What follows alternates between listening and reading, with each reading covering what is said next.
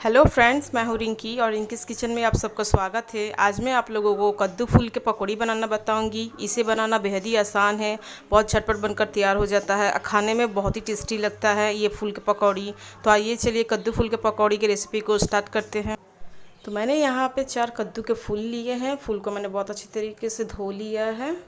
अब इन फूल को क्या करना है, पीछे का जो डंठल होता है उसे हम काट लेंगे।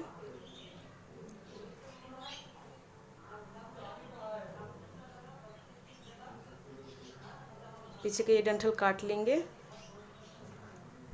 बीच वाला हिस्सा भी निकाल के फेंक देंगे।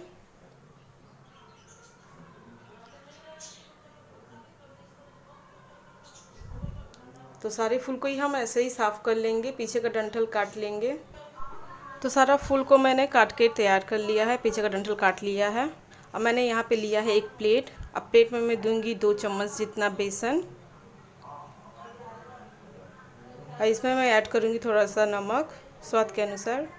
हल्दी पाउडर दूंगी ज़रा सा और दूंगी कश्मीरी रेड चिली पाउडर और दूंगी मीठा वाला सोडा, खाने वाला सोडा। इन सबको बहुत अच्छी तरीके से मिक्स कर लेना है बेसन को।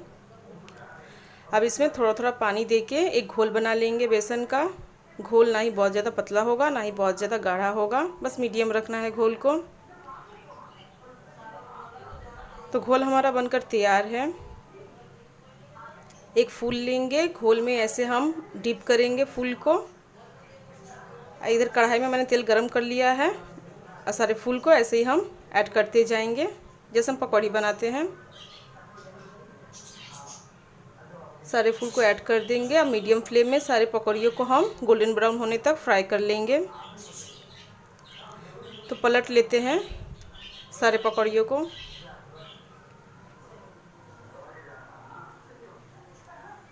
पकौड़ियों को हम दूसरी साइड से भी फ्राई कर लेंगे। अब फ्लेम को मीडियम में ही रखना है। तो सारे पकौड़े हमारे फ्राई हो चुके हैं। तो ये सब हम एक प्लेट में निकाल लेते हैं।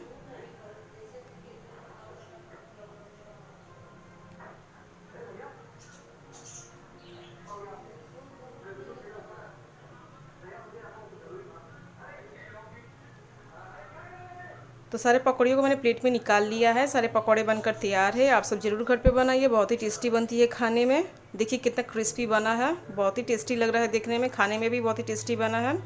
तो आप सब ज़रूर इस रेसिपी को ट्राई करें। अगर आप सबको मेरा ये रेसिपी पसंद आया हो तो प्लीज़ मेरी वीडियो को लाइक करें, अपने फ्रेंड फैमिली रिलेटिव के संग शेयर करें इस वीडियो को और मेरे चैनल को सब्सक्राइब करना ना भूलें। तो मिलते हैं नेक्स्ट वीडियो में, बाय।